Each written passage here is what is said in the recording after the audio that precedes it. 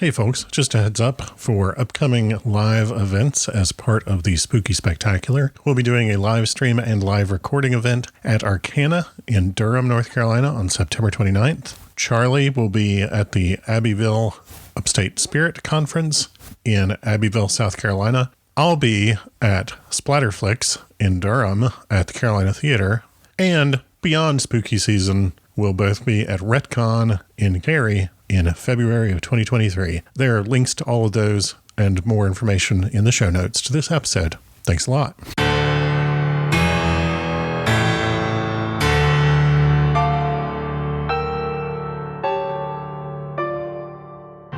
You are listening to Arcane Carolinas, an exploration of the Carolinas' folklore, legends, myths, and modern weird. Each episode, we examine the historical context of our topic and aim to preserve some of the stories that help make this part of the world such a fascinating place.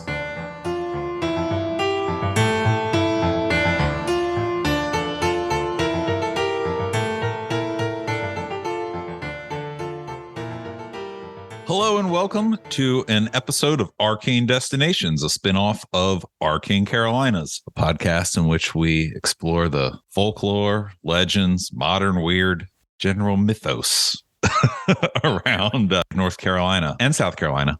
But today, as an Arcane Destinations episode, we will be focusing on somewhere else in the world. I'm your co-host, Charlie Mushaw, who has no idea what the other guy is going to talk about today.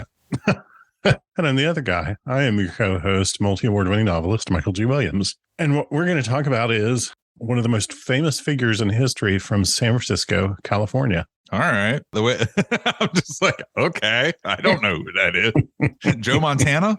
Yes, Joe Montana. No, we're not going to talk about Jerry Rice. Jerry Rice. I wonder if Joe Montana's had supernatural or, if he's ever seen a UFO. That would be something really funny to look up. I don't know who Jerry Rice is, though. I'm sorry.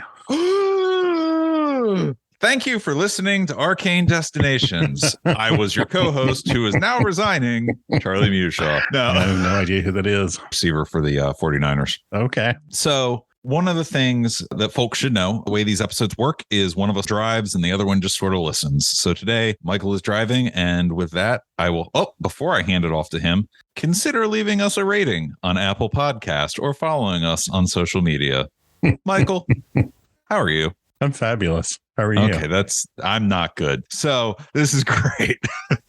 I am screaming behind the smile I'm wearing right now because I am having a not great day. So let's let you take it away and turn that around for me. All right. Like I said, this is going to be about somebody who is a figure in history from San Francisco, California. But let's set the scene before we talk about the man himself. I want to do a little talking about the history of the San Francisco area and also kind of describe what the culture in San Francisco was like at the time, because the early days of San Francisco embody the wildest of the Wild West. The earliest signs of human civilization in the Bay Area date to around 3000 BCE, 5,000 years ago. And those people continuously throughout were the Ohlone-speaking Yelamu people. And they existed not exactly as like one indigenous nation, but more like a coalition of small towns dotting this like massive geographical area. There were very numerous people, but they were distributed over a very large part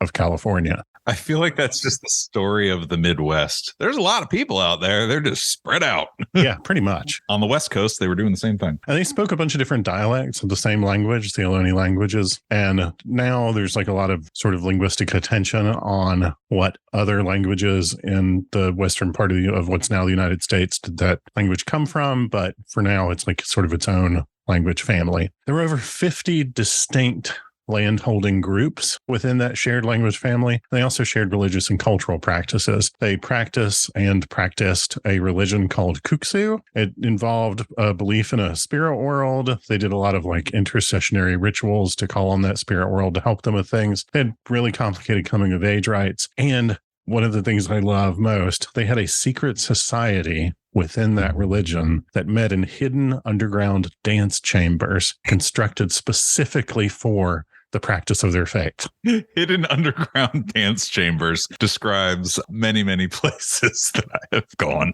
Totally. Yes. And they had like really complicated disguises that they wore as members of the secret society so that they could then like move around in the public rituals and still be secretive. Very interesting stuff. Also, they practiced farming in addition to migratory food gathering, and it was all centered around permanent homesteads and permanent towns. And interestingly, they may have invented controlled burns because they used controlled burns to kill off older growth and harvest seeds and promote newer growth of their food crops. Neat. The Ohlone still exist, and today they call themselves the Muwekma Ohlone, and they are an active organization. They're engaged in social justice work, educational work, outreach, cultural preservation, and they have a partnership with UC Berkeley to document their language and teach it to future generations, which I think is really great. So, Spanish and Mexican San Francisco. San Francisco is this massive natural harbor. Like it sits on the bay, which is this massive natural harbor guarded from view from the ocean by these sort of like offset teeth at the opening of the bay into the Pacific. And that's what we mean when we say the Golden Gate is like this gap in the mountains. Okay. And Europeans sailed past the Golden Gate, past the entrance into the bay pretty regularly, starting in the 1500s. And the offset land masses and the seasonal fog banks around the Golden Gate kept the bay hidden from those ships for 200 years. Literally, they would just sail right past, had no idea that there was this massive, massive body of water, just like literally right over there. That's cool. The first Europeans to arrive in the bay were these Spanish troops and explorers, very similar to the first efforts to colonize Roanoke Island, led by Don Gaspar de Portola. And Portola was this Spanish noble and military officer who led Spanish exploration of California and had a hand in establishing basically every Spanish mission in the region. In the 18th century, a variety of closely allied and closely competing Catholic monarchies, such as Portugal and France and the Austro-Hungarian Empire, and, of course, Spain, executed something called the Suppression of the Jesuits. Execute Order 66. Yes. In a lot of ways, it's not that dissimilar from that. What year was it? The 18th century. Okay. It happened over a period of many years in the 18th century, sort of like each major power that was still Catholic did this sort of in their own time. So everyone but England. Everybody but England. Yeah, pretty much. We have our own club and you're not invited. Well, like there was that whole thing where Spain was having their Cold War with England and I want a divorce. I say, let's start our own thing. Yes. I'm pretty sure the Jesuits weren't terribly popular in England either at the time, but get out. But like the Jesuits were this monastic order that at the time was very closely allied with the Pope, and they were omnipresent. Hey, it's my boys, the Jesuits. How are you doing? It was pretty much the deal. Every Pope, no matter the year, sounds like an Italian cartoon character. He's like Super Mario. I was going to say he's basically Pope Mario. Yes. Doesn't matter where they're from in the world. When they wind up in the Vatican, they're like, I'm sorry, you have to talk like an Italian person now. The Jesuits, because they were so closely aligned with the Pope, they were exceptionally powerful and openly political. And so as each monarchy in Europe sort of worked to wrest some of its authority away from the church and cement their secular authority, and that's something that we discussed around the establishment of like grand juries and the way that grand juries were used in the English colonies as a way to separate out power from the church. These different kingdoms would complain to the Pope at various times that the Jesuits were too powerful and were too eager to meddle in politics. Hey, Pope says you got to get out of the way. It was like the strong arm of the Pope. And I mean, like they were kind of the Pope's enforcers. Pope forcers. Pope forcers. Oh my God. Yes. Over a series of years, one nation after another would just expel the Jesuits and then seize their holdings. It also helped that by virtue of being politically powerful, they had a lot of really nice stuff. And so like seizing their stuff was pretty appealing in its own right. In the case of New Spain, which was the Spanish Empire's name for what we now call Mexico, most of the southwestern United States, including California, all of Central America, a bunch of South America, and basically everywhere in the Pacific where Spanish is now the predominant language. So it was enormous. California was considered that land up there where nobody goes and there's not much of anybody living there. And we don't think there's really anything there worth exploiting. Don de Portola was given orders to march into Baja California, the Baja Peninsula, and drive out the Jesuits and give their land and other holdings to the Franciscans, who were a different order. They were less monolithic. They were less administratively and politically centralized, and they were not seen as being as eager to help governments. Mm-hmm. That made him the first Spanish governor of California. At the time, just this backwater province of New Spain, while places like modern day Mexico had a ton of infrastructure and wealth and were really complex, like these very highly structured administrative units within the larger Spanish Empire, whose governors were living the high life and thinking of themselves as engines of this expanding European cultural landscape in the Americas.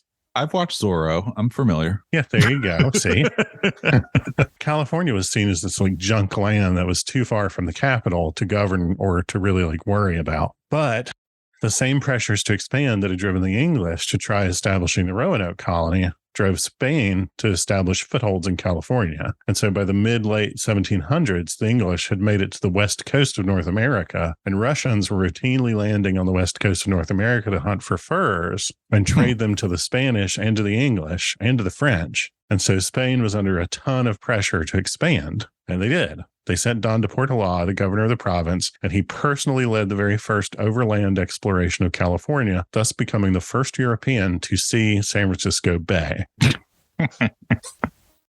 A lovely stroll. Yeah. That's far. It is. It's really far.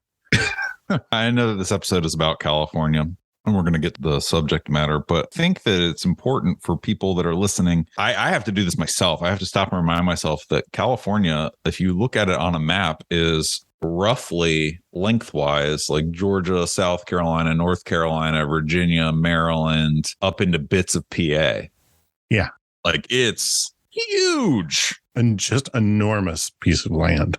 So within a few years, with that big of a piece of land, right? Within a few years, the Spanish Empire had established a mission, meaning basically a colonial outpost with sort of a one part military and one part evangelical purpose. And they all looked like the old Taco Bells. They kind of did. Now Taco Bell looks like a club. Now Taco Bell looks like a secret underground dance party.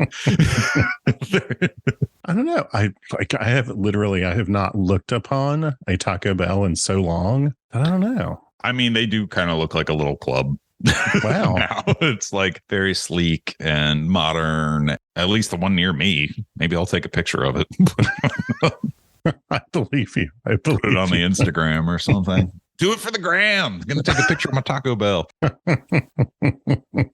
I'm sure they would love it. Oh, yeah. I mean, well, they did the whole reinvent themselves thing where they did the Taco Bell Hotel, and they really got away from the old style buildings that did look like little Spanish missions. Yeah, because when I picture a Taco Bell in my head, that's exactly what I see. Mm-hmm. So in 1775, a Spanish ship, the San Carlos, became the first European vessel to anchor in what is now San Francisco Bay. And in 1776, the Spanish Empire established both the Presidio, which at the time was just this fort overlooking the Golden Gate and the Pacific, but is now this massive park system, and it was a major U.S. Army base for a century and a half. And they established what we now call Mission Dolores, for which the Mission District of San Francisco is named. But at the time, it was named Mission San Francisco de Assis, or Francis of Assisi, and that's where the city's name of San Francisco comes from. Ah, that all tracks. Yeah. I see the dots connecting now. Yeah. So where's Joe Montana in all this? What? I said, where's Joe Montana in all this? Joe Montana does not come up in this. I'm sorry. We've gotten all the Joe Montana time we're going to get, sadly. It's fine. It's fine. That's how long ago I paid attention to football. I'm I know who Joe Montana is. I have no idea who anybody else is these days. Jerry Rice is the guy he would throw the ball to. Oh, okay. There we go. Initially, the city was called Yerba Buena, and sometimes that name still shows up in fiction, or it shows up in older records. It also shows up in the names of some places within the city of San Francisco these days. For instance, in the novel Cloud Atlas, which was also a movie, there's a fictional city that is clearly San Francisco, and it's named Yerba Buena. Yeah. Yeah. I vaguely recall that movie getting a lot of hype and then nobody saw it. I haven't seen it, but I love the book. So yeah. During that time, the Spanish Empire was engaged in the same practices they and every other European power did, which was namely the forced removal of indigenous peoples from their land and the forced conversion of native peoples to Christianity and the attempted obliteration of indigenous culture and languages. Destroying native language was a major tactic of the Spaniards, especially, and they were absolutely brutal with it. And they forced the various peoples of the Ohlone to abandon their homes and their religion and their language and all of their practices, all their homesteads, everything like that. I mean, the English are still doing that in the 20th century with Gaelic. Oh, totally. And I mean, you look at India and you look at all kinds of places that the English colonized. I still do it. Yeah.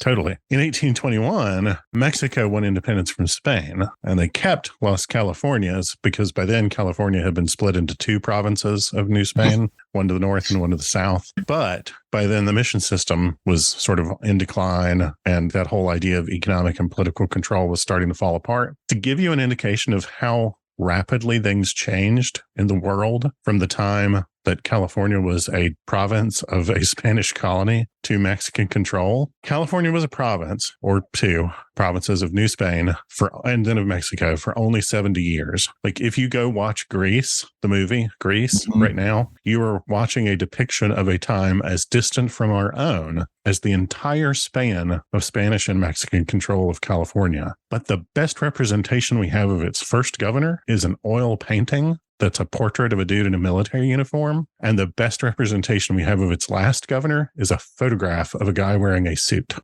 So a lot happened in that little blip. The world changed so much. And California was on the forefront of these really, really rapid changes. There were Ohlone people probably who remembered as children a time before the Spanish showed up and lived to see California claimed by the United States. Wow. Which was the third time it had changed hands. They were just like, here comes the new boss, same as the old boss, whatever. Yeah. The Mexican census of 1842 listed 196 residents in Yerba Buena, 21 of whom were American or European, one was Filipino, and everyone else was a citizen of Mexico. But in June 1846, 33 illegal American immigrants rebelled against the Mexican administration and declared themselves the Bear Republic, or the Republic of California, and raised a homemade flag in Sonoma, California, which is today, it's like an hour's drive north of San Francisco. That rebellion had been supplied and organized by an American Army officer named Fremont. And today there's Fremont Street in San Francisco, who wanted to gain American control over the region as the Mexican-American War got underway. This is the point in the history of San Francisco where it becomes important to understand how unstable and unpredictable things were at the time that our actual subject for today's episode came into being, the world that would support his existence. Theoretically, the complaint of these illegal American immigrants was that they had not been allowed to purchase land to establish their own farms, which, to be fair, as the mission system fell apart, the Mexican government started doling out land that had previously been owned by missions to military officers. And those military officers were corrupt, and they would in turn sell the land to sycophants within their own ranks. So yeah, these people had not been allowed to purchase land. 3 weeks later, the 100 or so people who called themselves the Army of the Bear Republic were absorbed into Fremont's U.S. Army organization called the California Battalion, which had been formed specifically to engage with Mexican forces in California. And 4 days after that, a U.S. Navy lieutenant disembarked from the USS Portsmouth, lowered the California Republic flag, and raised the U.S. flag in Sonoma. But before that, on the same day, he landed in Yerba Buena, modern-day San Francisco, where there were no Mexican officials, no Mexican forces, and no one to oppose him. And he raised the U.S. flag in La Plaza de Yerba Buena, the town square, and read a proclamation declaring the U.S. to be in possession of California. And he did it there just in case things didn't go well in Sonoma later that same day. Nice. Power move. Right. This is mine now.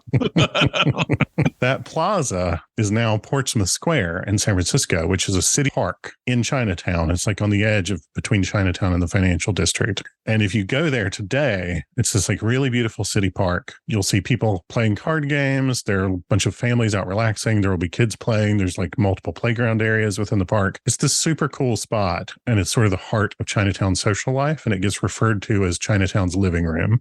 By August 22nd, 1846, all of what is now California was in the possession of the United States. By 1847, San Francisco had 459 residents. That's it? That's it. In 1848, Mexico formally ceded California to the United States, and the population of San Francisco was approximately 1,000 people. In 1848, however, gold was discovered near San Francisco, not in San Francisco. It was inland a little ways. And by 1850, California was officially a U.S. state. The California gold rush was in full swing, and San Francisco had 25,000 residents. I've seen Deadwood. I know how this goes. So the actual subject of today's episode is Joshua Norton, America's first and only emperor. This is like a sovereign. Is this like a sovereign citizen thing? Oh, it's way more complex than that. Just declare yourself the emperor of your yard. He declared himself emperor of way more than his yard. Okay. All right. I'm here for it. Let's go. In this context, California has changed so much so rapidly. Yeah. You know, just keep all of that in mind. The city has gone from a village of a few hundred to a city of 25,000 in literally 18 months. A lot of opportunity there. Yeah. To be an emperor. Yeah. So Joshua Norton was born in what's now London. At the time, it was a town outside of London in England in 1818, or everyone more or less agrees that's probably the case. He was interviewed regarding his life before his death, but not all of the details that he gave totally add up. And there are zero official records to check. You mean to tell me that someone that declared themselves an emperor doesn't necessarily have accurate records for their history? To be fair, had it together. Okay. But his family had moved a lot. And so there are some questions there. His father was a merchant and moved the family from England to South Africa during a wave of British colonization there known as the 1820 settlers. So at the age of 2 or so, he gets moved to South Africa with the rest of his family. His father established a successful business selling supplies for ships and sailors, but this was a time of like frequent economic crises globally, and a bunch of economic crises and potential bad business decisions meant that his father's business started to suffer. And the family, which by the 1840s included something like 12 children, was in a tight spot. And Norton said later in his life that he left South Africa for London circa 1845. But again, there are not a ton of details there, though there is this ongoing scholarship regarding his life, especially his pre-American life. And there's a lot of information to be found on the website of an organization called the Emperor Norton Trust, which will be linked in the show notes. Norton himself said that by 1846, he was in Boston, Massachusetts, and that he eventually boarded a ship bound for San Francisco, probably in 1849. At the time, however, there was not yet the Panama Canal. So that meant a 6-month voyage down the coast of North America, the coast of South America, around the end of South America, and back up the west coast of each continent. Gross. And he said that he had stops in South America along the way. I should hope so. It's a miserable trip. There's speculation that maybe he lived in Brazil for a little while, or maybe he lived in Argentina or Chile, but nobody's really totally sure. Also during this time, his father, mother, and 2 brothers, all of his remaining siblings were sisters, all died, leaving him the sole heir to whatever remained of his father's estate. It's unclear whether he actually inherited anything from his family, or if possibly he only inherited their debts, but an oft-cited and totally unverifiable biographical note is that it is said that he arrived in San Francisco in late 1849 with $40,000 and a plan to start a commodities business. That's $40,000 in 1849 money, which is a lot. Yes. The Emperor Norton Trust, which used to be called the Emperor Norton Bridge Campaign, we will come back to that, says in their own historical writing that no one really knows when Norton arrived in San Francisco other than that he started running newspaper ads for his business, Joshua Norton and Company, by June 1850. And in fact, they suspect that the most commonly related narrative, which is that he arrived on this steamer ship called the Francesca in 1849, is a total fiction that was created by later writers and later biographers who wanted to sort of tie Norton to the cultural idea of the 1849ers and the gold rush and the idea that everything was just very topsy-turvy in California at the time. In fact, this sort of mythologizing of Norton sort of bakes him into California myth, and it in turn sort of bakes California myth into him. And that sort of makes it all a persistent problem to try to nail down anything about the real person's real life and history. Got a real founding father of California thing going on. Oh, very much so. And suffice to say, Norton arrived in the middle of this incredibly turbulent time in San Francisco's history. The city's population was in the middle of increasing 25-fold. The old government that ruled San Francisco had just been violently deposed. The newly ceded territory of California was being fast-tracked for statehood. There were almost no permanent structures in the city. Mostly people lived in barrack-like hostels, which had been sort of slapped together from scrap wood and whatever would hold them together, or they lived in tents. And in fact, at the time, the most expensive housing in San Francisco was a large canvas tent that cost $1,000 a month to rent. That $1,000 in 1849 money is $38,000 in 2022. So nothing's changed in San Francisco ever. Basically, yeah. The current fate and state of San Francisco is absolutely baked in from the moment of its creation. I did joke about, I've seen Deadwood. I know how this goes. And I know that that's not, obviously San Francisco, but it is it's set in like gold rush era and a gold rush town. And I liked that show. It's been a long time since I've watched it, but when I did see it, I thought it was really cool how they showed the town build up, where when some of the protagonists first arrive, they're living in and using a tent for their business. And then they eventually get like a smaller structure, and then they get a bigger structure, and the town kind of like builds up very rapidly around these people that are arriving. So I think by the end, the one guy has a house. California, well, San Francisco specifically, its architectural history, tents are like the tamest of things that were used on the spot. So people were flooding into California in general, and specifically into the Bay Area to cash in on the gold rush. There was so much gold, people would carve out a giant gold nugget and sleep inside of the nugget. The most successful people in the gold rush, actually, it was said at the time, were the people who mined the miners, meaning they sold goods to people who were in search of gold. So a ship would arrive in San Francisco Bay, it would dock at the harbor, and it would just immediately be abandoned. Shipping companies were having trouble getting goods unloaded from their ships because literally every sailor on board an arriving ship would leave the second it docked, and they would just abandon the goods in the ship's hold. They would just literally just walk down the dock, get into the city, buy a tent and a shovel and a pick and some pans and some food and a canteen. They'd go get those good American blue jeans that were so popular with the miners. Yes. They would just roll out. They would just abandon everything on the ship. Yep. Once the ships were unloaded, if they were unloaded, then there were no crews to sail them back out again. Another ship would pull in behind that one and immediately be abandoned, and on and on and on and on. Today, this happens in the port of Los Angeles, and that's why nothing ever gets delivered on time since the pandemic started. So abandoned ships were so numerous and so common that the city had to start incorporating ships into the infrastructure of the docks, and the shoreline started moving out into the bay as ships just had to be filled in around and incorporated into the landscape because there was nothing else to do with them. It's wild. As the city expanded the shoreline north and west away from the old shore, the tops of ships would get dismantled down to the waterline. The ship would be surrounded with infill, and then the remainder of the hull would become the basement and foundation for a building. Sounds not the best.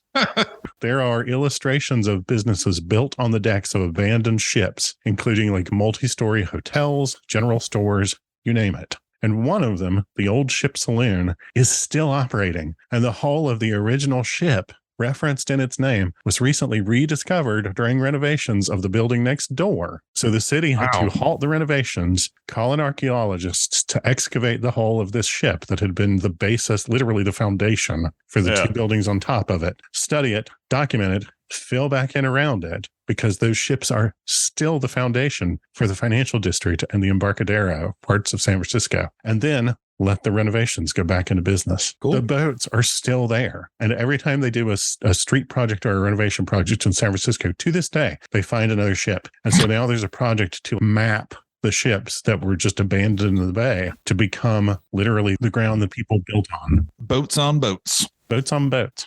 So as people are flooding in and people are heading for the hills, literally, to go mine, prices go bananas, totally off the charts. A single egg cost $1. That's $38 in today's money. A simple breakfast at a saloon or a restaurant could cost as much as $56.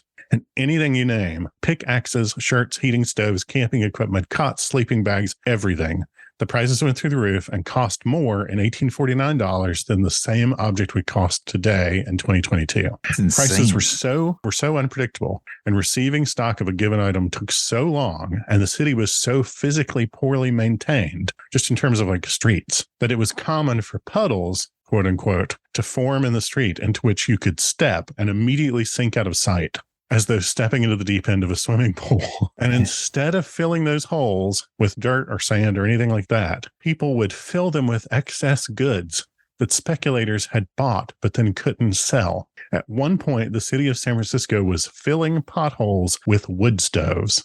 I feel like this is horrible, but also that nothing has changed at all. And in that context, Norton showed up with 40 grand, theoretically, and became a commodities trader and a real estate speculator. Can I rewind for a second? Yeah. Today, they'd be filling them in with their Bitcoins, except that Bitcoins aren't real or with their NFTs. Today, yeah, let me give that another take. Today, they've been filling them with court filings by Airbnb trying to avoid paying hotel taxes. Or they'd be filling them in with that and with NFTs, except the NFTs aren't real, so that it takes no space, and the hole would actually get deeper from how stupid people are. There probably is somebody right now in San Francisco saying we should just fill the potholes with the blockchain. It's fine. And get right on that, Synergy. So if what has been written about him is to be believed, and if the 40 grand was real, then in his first year, Norton turned that 40 grand into 250 grand. Good for him. That's a lot of money. That is like multi-millionaire overnight. With that success, Joshua Norton became one of the best known, highest profile, and most respected people in San Francisco. He went to nonstop society functions. He joined the Pacific Club, which is kind of a country club, but doesn't have a golf course. It's like this really super fancy gentleman's club. It still exists today. He went to exceptionally fancy restaurants all the time. He lived in very expensive hotels. Nice. He was one of the highest profile society types in San Francisco and was very widely respected. Cool. Sounds like he was doing rich guy stuff. Pretty much. And then he branched out, not just into selling goods, but in selling them at scale. And his business model became that he would corner the market on a given item, drive the price way up, and then sell it off and make a ton of money. But like I said, the economy was very unstable at the time, nationwide and in California especially. And because demand was really hard to predict, and if you think that we hear a lot about the supply chain today, people dealing in markets then would probably laugh and pat us on the head and tell us we have no idea what we're talking about. In 1852, China halted exports of rice to retain supply during a famine within their own borders. And that drove the price through the roof in the United States, and especially in San Francisco, as Chinese immigration had started to pick up. And so the demand for rice in San Francisco had completely exploded. Norton signed a contract to buy the only shipment of rice in all of San Francisco, one Peruvian ship loaded with rice sitting in San Francisco harbor at that moment for 12.5 cents per pound, a total cost of $25,000. And he planned to turn it around and sell that rice for 36 cents or more per pound, because that was the going rate that day, only to have multiple ships loaded with their own cargoes of Peruvian rice show up in the harbor literally the day after. Overnight, the price of rice in San Francisco went from 36 cents per pound to 4 cents per pound, and Norton's 200% profit turned into a 70% loss. It is NFTs. It is. Except you can eat the rice. Right. That's the thing. I would much rather people buy rice than NFTs. And Norton sued to get out of his contract, but his creditors and now very nearly former business partners sued back. And over the next 2 years, he depleted his fortune trying to fight this in court. By 1854, he had joined the Freemasons, possibly in hopes of doing some networking. But in October of 1854, the California Supreme Court ruled against Norton in his case over the rice shipment, and he was totally ruined at that point. He was just destitute. He tried to keep things going, and there are little bits of him appearing in public as a commercial figure over the next few years. Hi, I'm Emperor Norton. Do you like rice? Buy my rice. Like that kind He of wasn't commercial. calling himself that yet, but he was definitely like, do you want to buy stuff that I will happily sell you? You can't. Nobody beats the Emperor. It's like nobody beats the Wiz. So in 1855, he ran for San Francisco tax collector, which was this highly lucrative position compensated from the taxes it collected. He lost. In In 1856, he filed for bankruptcy. In 1857, he stopped running ads for his businesses, and he served on the jury of someone who stole a gold bar from a Wells Fargo shipment. And in 1858, he ran for Congress, but was not elected and possibly was not even on the ballot. He just declared that he was running. I'm running. You're running from something, I'll tell you that. Yes. And throughout this time, there are almost no other public traces of his having existed. Prior to the big rice disaster, he had been the talk of the town, literally, verbally, the talk of the town. But also he was in newspapers and society pages and all kinds of things. Once he lost his money, he vanished from public consideration. It's funny how people don't care when you're nobody. Yeah, exactly. Nobody, who was going to care about this random dude who'd lost his money? He was just one of thousands of people who'd lost everything in San Francisco in the course of 2 years. The Emperor Norton Trust suggests that he might have slipped into what they call a reclusive depression, which I think is probably pretty likely. Yeah, that tracks. Yeah. But in 1859, he walked into the offices of the San Francisco Daily Evening Bulletin and paid for an ad in which he published a, quote, manifesto. It was addressed to the citizens of the Union, and as the Emperor Norton Trust puts it in their write-up of it, it outlined in the broadest terms the national crisis as he saw it and suggested the imperative for action to address this crisis at the most basic level. And the crisis was the lead up to the Civil War. So I'm going to take a second to talk about the San Francisco Daily Evening Bulletin because that's important also. It had been founded in 1855 by this guy named James King of William. He grew up in Georgetown in modern-day D.C., which at the time was just this trade town. There were a lot of James Kings around, and so his father's name was William, and he distinguished himself by calling himself James King of William. And he established this newspaper in 1855, and basically overnight, it became the city's most widely read newspaper. It was also really highly influential, and King of William used it to hammer the city's incredibly corrupt administration. There was this guy who was the kingpin of city politics who said himself that he wanted to run his own Tammany Hall, this famously corrupt political machine in New England. And it's kind of like if today a national political figure said, I want to do my own Watergate while stealing classified documents. It's really bad that somebody was like, I want to have my own Tammany Hall. Right. So King of William was opposed publicly by this other newspaper in town that was published by a different corrupt politician named Casey. And Casey had recently been elected to the San Francisco Board of Supervisors. And James King of William exposed him as a felon who had done time in prison in New York before moving west and reinventing himself. Casey was really mad, and so he confronted James King of William in the street, and while challenging King to draw a weapon, literally while saying, draw, then he himself pulled out his own gun and shot King of William in the chest. I don't think that really counts as a duel. Hey, we're dueling. Draw, bang. Yeah, and that's literally exactly what he did. He walked up and said, draw your weapon and defend yourself, as he drew his own gun and shot the guy.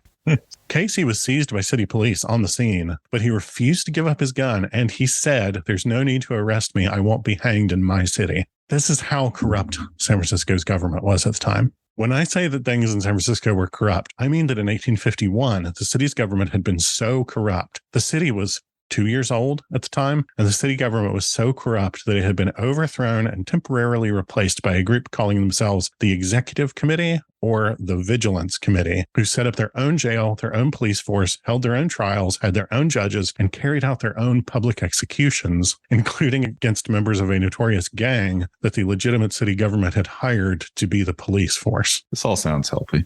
So when Casey killed King of William, everybody knew Casey would probably get away with it. And everybody was so mad that a second vigilance committee formed, marched on the city jail, demanded that Casey be turned over to them, and the city police handed them over. They took him to their jail, which they built, which was a fortified warehouse, which is now in the 200 block of Sacramento Street. If you're in San Francisco or you know San Francisco, it's across the street from number 2 Embarcadero, and it's now a Walgreens.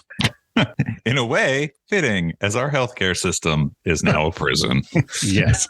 At the time, they had converted this warehouse into their jail and courts, and they had surrounded it with sandbags, and it was referred to as Fort Gunny Bags. Fort Gunny Bags. Sounds like a fun place to go. There's some really great photographs of Fort Gunny Bags out there. So the Vigilance Committee held a trial. condemned Casey to death. And on the same day of King of Williams's public funeral procession, which at the time was the largest in city's history, with 10,000 people marching in a procession that took 35 minutes to pass any given point, the Vigilance Committee hanged Casey in front of Fort Gunnybags with another 10 to 20,000 spectators watching that. I mean, people didn't have anything else to do. Yeah. And then the Vigilance Committee established a political party called the People's Party or the Taxpayers Party at various times. And they controlled elections themselves for years, well into the 1860s, and were just as corrupt as their predecessors. Of course they were. Of course. You can't just be like, I'm in charge now and everything's fine. Yeah. It's not the way it works. So here we are in this city that is outrageously corrupt. There's actually some debate about how corrupt they were relative to other municipalities at the time. But sure, but the reputation is that this was like the most corrupt city government in America. The economy is wildly unstable. Everything costs hundreds of times more than it would anywhere else, literally. Norton has watched his fortunes crumble. And when he tries to express a desire to see things get under control, he does so by publishing a piece in the newspaper owned by another entrepreneur dedicated to seeing things done justly by good people. Like I said, there's debate around all this, but I mean, that fails to get people to stop literally everything and anything that they're doing. And as more and more people predict a war between the North and the South, and as California's own state government was debating whether to regress and become a slavery state, because the state government was divided, very, very badly divided over this. And as Norton himself moved into a flop house on Kearney Street, where he lived in a 6x9 room, he walked into the offices of the Daily Evening Bulletin a second time on 17th September 1859 and ran this proclamation. At the peremptory request of a large majority of the citizens of these United States, I, Joshua Norton, formerly of Algoa Bay, Cape of Good Hope, and now for the last 9 years and 10 months past of San Francisco, California, declare and proclaim myself Emperor of these United States, and in virtue of the authority thereby in me vested, do hereby order and direct the representatives of the different states of the Union to assemble in Musical Hall of this city on the first day of February next, then and there to make such alterations in the existing laws of the Union as may ameliorate the evils under which the country is laboring, and thereby cause confidence to exist both at home and abroad in our stability and integrity. So he went on Facebook and declared himself the emperor. He took out a billboard. It was a promoted post. It was a promoted post, yes. And it was signed Norton I, Norton the First, Emperor of the United States. And in 1863, when Napoleon III invaded Mexico, he started adding Protector of Mexico to his titles. A writer named Levitch later described Norton this way. Some say he'd gone mad. Others say he'd gone wise. Because with that proclamation, Norton began a 20-year campaign of public notices in newspapers in San Francisco, calling for countless changes in government, recognition of his imperial office, and social and economic reforms meant to help everyday people. He called for the following things. He called for the dissolution of the U.S. government, naturally, and the establishment of a monarchy, naturally. Not a great start. Not a great start. You kind of like, you got to get that out of the way. Yeah, I'm not on board. Sorry, rich guy that lost your money. You don't get to be king. He proclaimed segregation to be against imperial law and ordered the city government to integrate public transportation and public schools. This is good. Yeah. He repeatedly published proclamations declaring the growing population of Chinese immigrants living in San Francisco to be under his special protection, saying things like, the eyes of the emperor will be on all who counsel any outrage or wrong on the Chinese. Okay. In fact, when the viciously and violently anti-immigrant Working Man's Party, which existed at the time, held one of its many sandlot rallies in the 1870s, so many years later, and it started to turn violent, and it looked like they were about to march into Chinatown and try to burn it down, Norton climbed on top of a crate and tried to face them down personally before they broke out in a riot. He was like 5'2", but he personally climbed on top of a crate and shouted the crowd down. So that's all right. That's better than old formerly rich guy just declaring, just taking out ads. At least he was out there doing stuff and not just saying it. Mm-hmm. There are also stories that are potentially apocryphal that Norton used his cane, which he carried, or his cavalry sword, which he was later given by the U.S. Army, to intervene when he saw people physically assaulting Chinese people in and around Chinatown, including in Portsmouth Square. There are stories of him seeing Chinese people being attacked by racists, and he would run in and physically beat the people off of them so that their attackers would run away from him. Norton published decrees calling for the building of a bridge between San Francisco and Oakland. No way. And now there's the Bay Bridge. Right. Which the Emperor Norton Trust continues to lobby to have renamed the Emperor Norton Bridge. Cool. Norton also ordered that Chinese citizens be allowed to testify in courts because they were not allowed to testify in court at the time, even in their own defense. Really? He routinely went to court himself to sit in the audience and observe proceedings. And when he did, judges tended to be lenient in their sentencing, particularly of people who were poor, such as unhoused people who were arrested for vagrancy. Sure. And he was very public about, I am monitoring the courts of my empire to make sure that they treat all citizens fairly and that citizens who need more of a break get more of a break. What do you do for money? We're going to get there.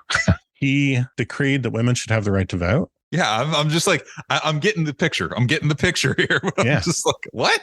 He published proclamations abolishing fraud and corruption and railed against exploitation of working class people by big businesses and by political machines for the rest of his life. He advocated for innovations in city services, public transit, and municipal infrastructure. He declared San Francisco the capital city of his empire. And as he just walked the city, which is what he did mostly, that really became his main occupation. He would inspect public infrastructure, such as streetcars and the conditions of city streets. And if he found that things were not being well maintained, he would publish a proclamation about it. He would publish a proclamation about that pothole at that corner or whatever, or the state of a streetcar. It's very nextdoor.com. And he would embarrass the city into action. They would actually go fix it in order to keep people from bothering them. He issued proclamations making separation of church and state explicit. He and his parents and all of his family were Jewish, but he explicitly declared himself a religious pluralist, and he warned that puritanical belief in any faith was poisonous. And for the 20 years that he lived as emperor, he publicly attended religious services at any church and synagogue that would let him. And one proclamation explicitly banned the enforcement of Sunday laws, quote unquote. In the South, we call them blue laws, established by the state government of California because they discriminated against Jewish citizens and Christians whose particular practices were on other days than Sundays, such as at the time most German immigrants. However, Norton had no job. Okay. That's where I'm like, yeah, this is all great stuff. Was he just like a professional Twitterer of his time? He started issuing imperial treasury notes, each being worth something between 50 cents up to $10. They came in different denominations. And if you purchased them, it was a 1-to-1 ratio of imperial dollar to American dollar. So if you bought a 50-cent treasury note, you paid him 50 cents on the spot. Okay. And they were payable with interest at a later date. He had these professionally printed. They bore both the portrait of the emperor and a seal for the empire. And Norton would hand, number, date, and sign each when he sold it. And he would handwrite the date on which it was redeemable, for its value plus interest. Mm-hmm. Norton dollars subsequently became accepted widely as currency in San Francisco. And today, a surviving Norton treasury note can go for as much as $35,000. I was just Googling Norton dollars. That is Norton bucks. That is too funny. At one point, Norton was arrested for vagrancy and then for lunacy in the lobby of the Palace Hotel, which then and now is one of the nicest hotels in San Francisco. And the public outcry was so fierce that the San Francisco Police Department was under orders to salute Norton for the rest of his life. This is too funny. The Bulletin, a newspaper at the time, editorialized about it in what can only be described as the most dastardly of errors. Joshua A. Norton was arrested today. He's being held on the ludicrous charge of lunacy. Known and loved by all true San Franciscans as Emperor Norton, this kindly monarch of Montgomery Street is less a lunatic than those who have engineered these trumped-up charges. As they will learn, His Majesty's loyal subjects are fully apprised of this outrage. And the Daily Alta newspaper wrote, Norton was in his day a respectable merchant, and since he has worn the imperial purple, he has shed no blood, robbed nobody, and despoiled the country of no one, which is more than can be said of any of his fellows in that line.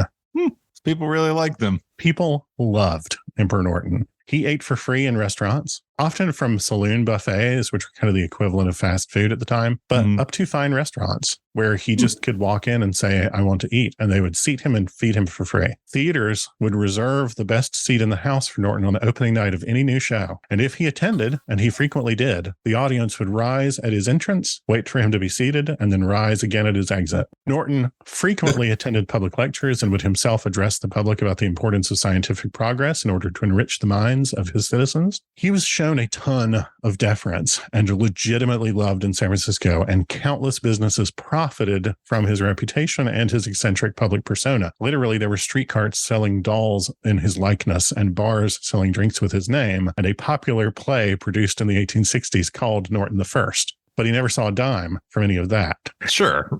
He continued for the rest of his life to just live in a string of what are now called single room occupancies in San Francisco, but at the time were flop houses. He befriended Mark Twain, in part because the flop house he lived in was next door to the offices of the newspaper where Twain worked. That's and great. His 50 cent per day room and board was often paid by members of that Masonic lodge he had joined, or by former business partners and members of the Pacific Club. Norton also occasionally assessed taxes, quote unquote, meaning he would walk into, like, say, a clothing shop, and if they were someplace that had shown him any measure of generosity in the past, he would tell them that it was time to pay taxes. And so they'd give him like a pair of pants or a pair of shoes or whatever it was that he needed at the time, and say that that was that. They'd paid their tax bill. And eventually, businesses started realizing that giving Norton something was good for their sales. So businesses began going to him and asking to, quote unquote, pay taxes. He's an influencer. He is. In San Francisco. Nothing ever changes. Nope. U.S. military forces in the Bay, such as Army officers stationed at the Presidio, kept Norton supplied in hand-me-down uniform jackets so that he could wear something befitting the office of an emperor. So he wore a Commodore jacket for most of his reign. His other signature accoutrements were a cane or a walking stick, what's called a beaver hat. It's kind of a top hat, but it's not as tall as a stovepipe hat. So if you think of Abraham Lincoln's hat, but shorter.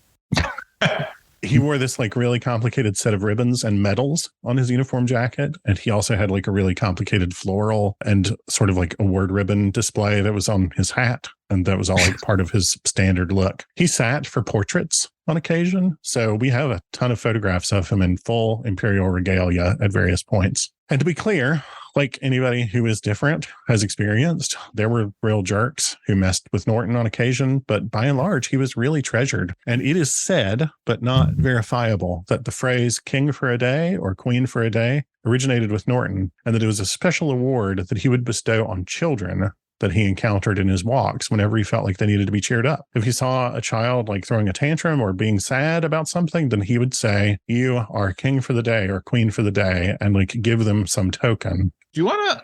That was his like little prize for them. So hold on a second. Green Day, the band, right? Yeah. They're from the Bay Area. Mm-hmm. They have a song called King for a Day. Yeah, there you go. That's funny. Norton also kept tabs on people that he encountered in his rounds, especially working to befriend outcasts, homeless people, immigrants, minorities. And he would maintain those friendships over decades, and he would like monitor those people's well-being and advocate for them with other city services and other city offices and make sure that they were taken care of. He was doing all the things that influencers should do.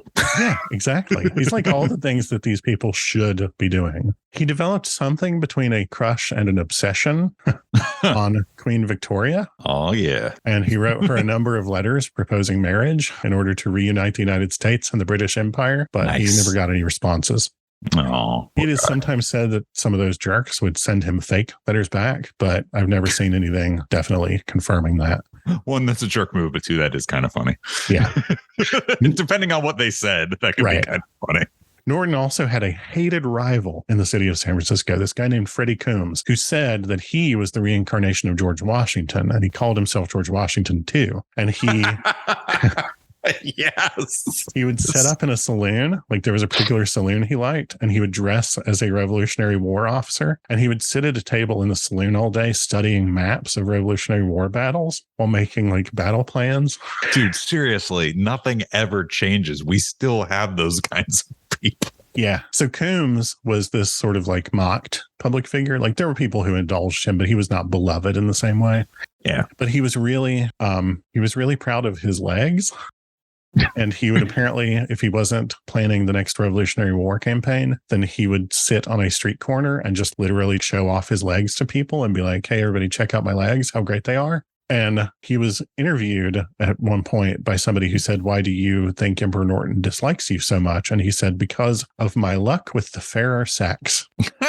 And Norton was so mad over this that he published a proclamation ordering the San Francisco Police Department to arrest Coombs and remand him to an asylum for 30 days. And of course, they did not do that. But Coombs was so freaked out by this proclamation that he immediately moved east. And he spent the rest of his life touring Philadelphia, Boston, Washington, and New York, selling photographs of himself visiting Ben Franklin's grave to tourists in those places for 25 cents pop. Nothing ever changes.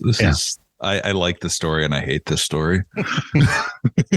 So on the night of January 8th, 1880, Norton was walking through what is now Chinatown to attend a debate at the Academy of Natural Sciences. This was a thing he did all the time. And at the corner of California and what's now Grant Avenue on the edge of modern day Chinatown, in front of Old St. Mary's Church, more or less just around the corner from Portsmouth Square, where the U.S. flag had first been raised, and from where Norton lived in his single room occupancy, Norton paused to cross what's now Grant. At the time, it was DuPont. A streetcar loaded with passengers passed by, and they all called out to him, and he turned and saluted them as he did. And then he fell over dead, most likely from a stroke.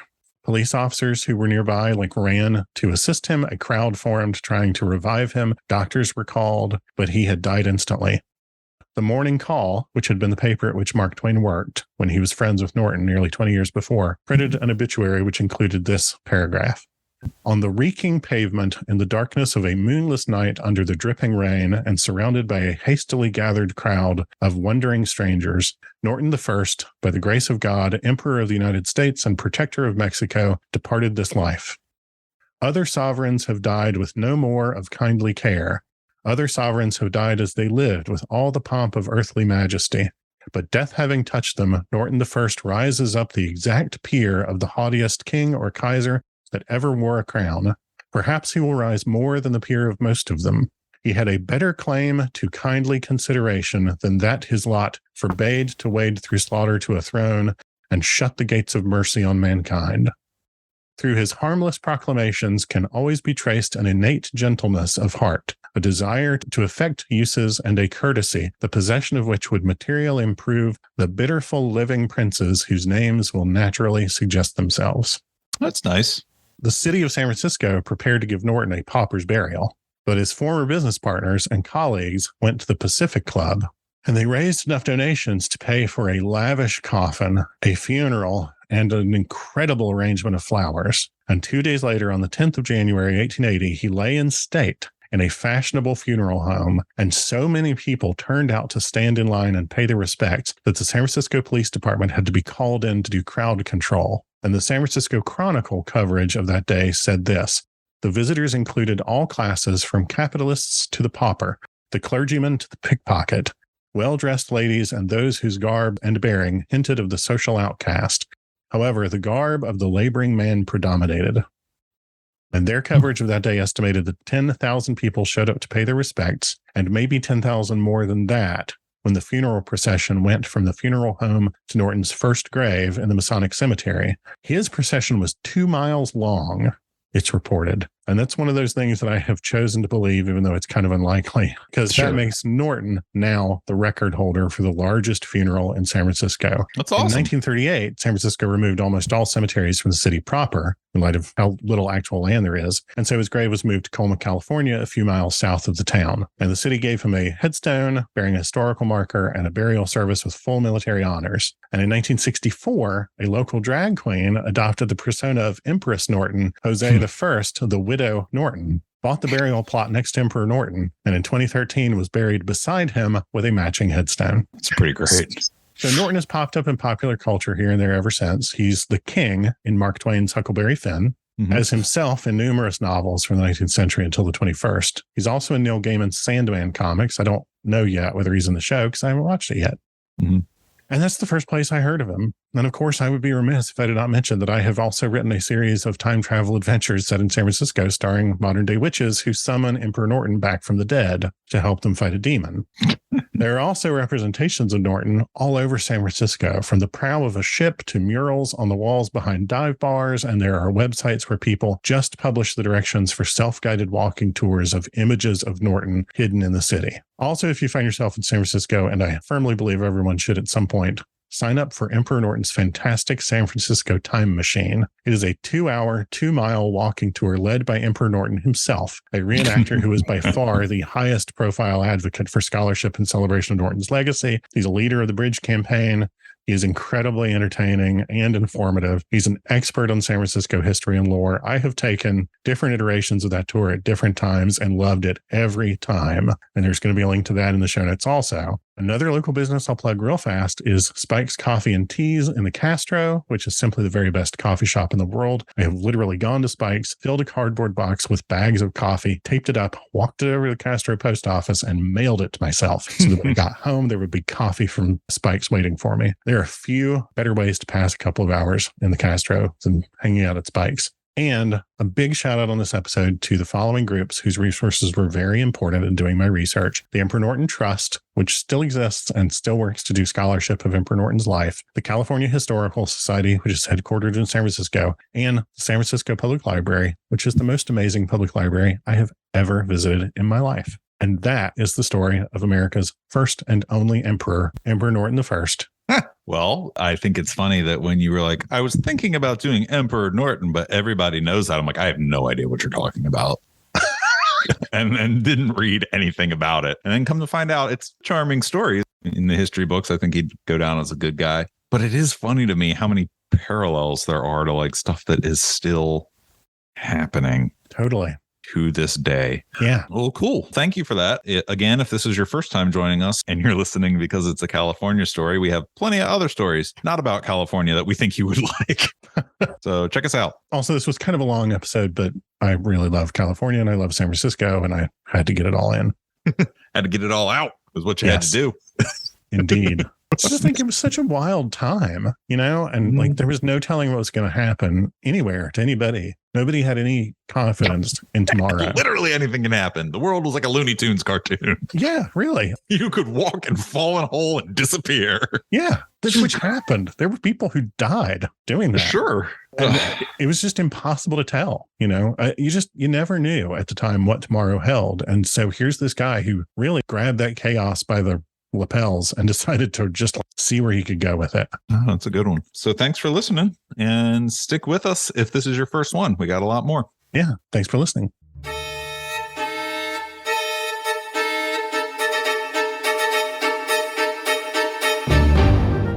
You've been listening to Arcane Carolinas. Thanks for joining us. If you liked it, give us a rating, leave a comment. If you didn't like it, send us an email and tell us why. If you're not wrong, we'll try to fix it. And if you're interested in award-winning speculative fiction, including science fiction, urban fantasy, and horror, find me, Michael G. Williams, at www.michaelgwilliamsbooks.com, and check out Falstaff Books at falstaffbooks.com. If you'd like to pick up some Arcane Carolinas merch, look at behind-the-scenes info, pictures, videos, stuff like that, all the things that get cut, check out arcanecarolinas.com, where you can get access to our Patreon, our Facebook, our Twitter, our Instagram, all that in one place, including the merch store. Buy a shirt. Clothe your body. Drape your body in our wares. Be our living billboards.